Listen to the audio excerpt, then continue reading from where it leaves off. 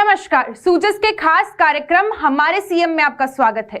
मैं हूं आपके साथ पायल चौधरी। मुख्यमंत्री श्री भजनलाल शर्मा ने गांव से निकलकर प्रदेश के मुखिया तक का सफर खुद तय किया है। यही वजह है कि उनकी कार्यशैली में भी गांवों से जुड़ाव सीधा नजर आता है। नागौर के तिलानेश गांव में भी ऐसा ही नजारा देखने को मिला, जहां मुख्यमंत्री किसानों के बीच पहुंचे और खुद खेत में निराई गुड़ाई की। आखिर मुख्यमंत्री का ये देसी अंदाज क्यों है चर्चा में, देखिए हमारी खास रिपोर्ट।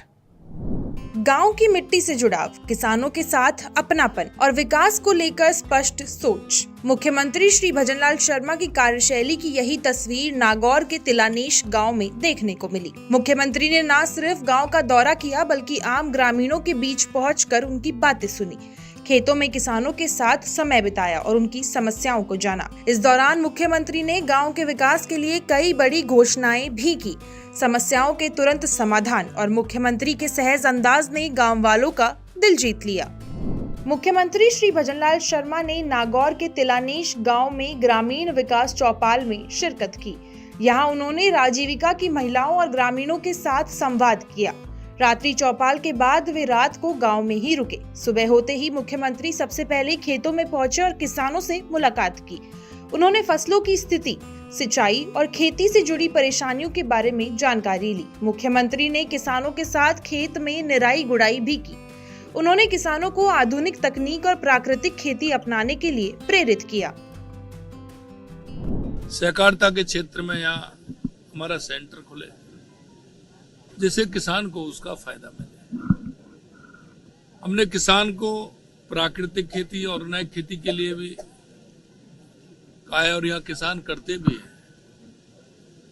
सबसे बड़ी बात है कि माननीय प्रधानमंत्री जी के नेतृत्व में जो प्राकृतिक खेती का काम इस क्षेत्र में चल रहा है।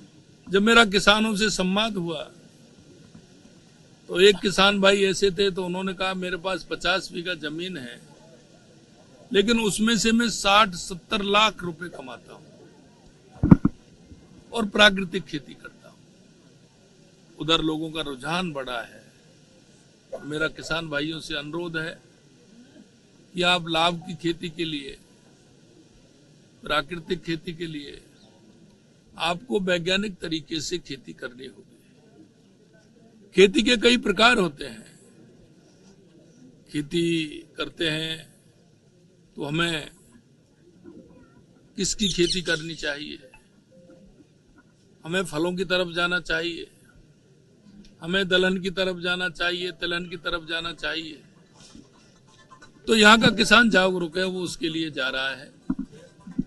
आज इस गांव में मेरे को सभी युवा, महिला, किसान, मजदूर सभी से मिलने का मौका मिला है और हम चाहते हैं कि माननीय प्रधानमंत्री जी के नेतृत्व में तिलानेश गांव के विकास को गति देने के लिए मुख्यमंत्री ने कई बड़ी घोषणाएं भी की। उन्होंने गांव में सड़क निर्माण और शिवसागर तालाब के सौंदर्यीकरण करने का वादा किया। उन्होंने बताया कि रामसरी गांव से जोबनेर बुटाटी स्टेट हाईवे तक 1 करोड़ 18 लाख रुपए की लागत से डामर सड़क बनाई जाएगी। यहाँ हमने देखा है कि यहाँ का तालाब बहुत ही सुंदर, अच्छा तालाब है। उस तालाब को हम कैसे स्वच्छ और सुंदर एक सरोवर का रूप दे सकते हैं, उसके लिए हमने निर्देशित किया है कि उस तालाब को सुबह लोग यहाँ घूमने आए, यहाँ अच्छे पेड़ लगे, वृक्षारोपण हो, वहां लोगों को सुबह तालाब के किनारे बैठने के लिए व्यवस्थित हो और हमारे पर्यावरण स्वच्छ और सुंदर हो।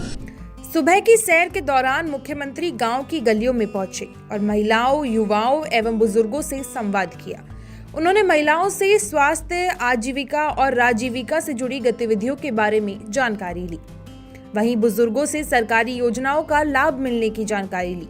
मुख्यमंत्री ने बच्चों से भी मुलाकात की, उन्हें दुलारा और चॉकलेट बांटी। अपने बीच मुख्यमंत्री को पाकर ग्रामीणों में उत्साह नजर आया। मुख्यमंत्री ने कहा कि डेगाना विधानसभा से आरएएस की परीक्षा में 6 विद्यार्थियों का चयन हुआ है। यहाँ अटल ज्ञान केंद्र बनेगा ताकि किसान के बेटे बेटियां आसानी से प्रतियोगी परीक्षाओं की तैयारी कर सके। यहाँ एक आवश्यकता है, यहाँ का युवा बहुत मेहनती है, कर्मठ है, युवा के अंदर टैलेंट है। इस विधानसभा से अभी आरएएस की परीक्षा में 6 विद्यार्थियों का सिलेक्शन हुआ है और अभी अभी प्रधानमंत्री जी के नेतृत्व में जो हमने नियुक्ति पत्र दिए हैं, या उसमें भी 10-11 युवाओं का चयन हुआ है।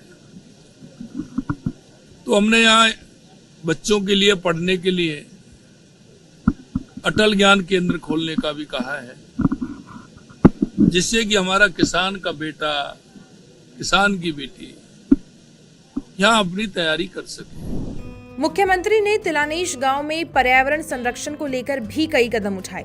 उन्होंने शिवसागर तालाब की पाल पर पौधारोपण किया और ग्रामीणों से पेड़ लगाने की अपील की।